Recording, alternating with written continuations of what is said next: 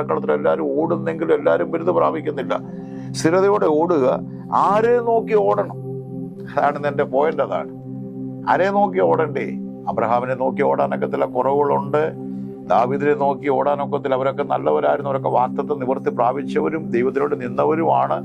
എന്നാൽ ആരെ നോക്കിയാൽ ഓടണ്ടേ? മോശയെ നോക്കിയാൽ കുറവുകളുണ്ട്, എല്ലാവരിലും കുറവുകളുണ്ട്. വിശ്വാസത്തിന്റെ നായകനും പൂർത്തി വരുത്തുന്നതിനായ ദൈവം, finisher and author of our faith, അവനെ നോക്കിക്കൊണ്ട് വേണം ഓടാൻ.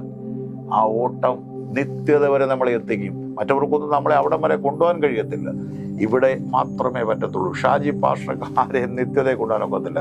നയിക്കാം, എനിക്ക് സുവിശേഷം പറയാന്നുള്ളതേ ഉള്ളൂ. എത്തിക്കുന്ന ദൈവം, ഞങ്ങൾക്ക് പറയുക എന്നുള്ള ഡ്യൂട്ടിയേ ഉള്ളൂ.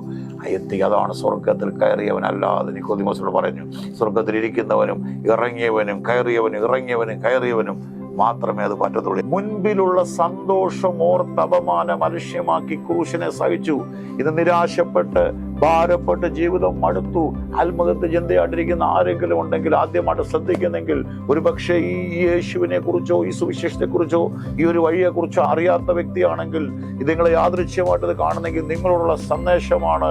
ക്രൂശിനെ സഹിച്ച ഇന്ന് പിതാവിന്റെ വലഭാഗം ഇരിക്കുന്ന ആ ദൈവത്തെ, അതുകൊണ്ട് നിങ്ങളുടെ ഉള്ളിൽ ക്ഷീണിച്ച് മടുത്തു പോകാതിരിപ്പാൻ വിശ്വാസ നായകനും പൂർത്തി വരുത്തുന്ന കർത്താവിനെ നോക്കി ഓടണം.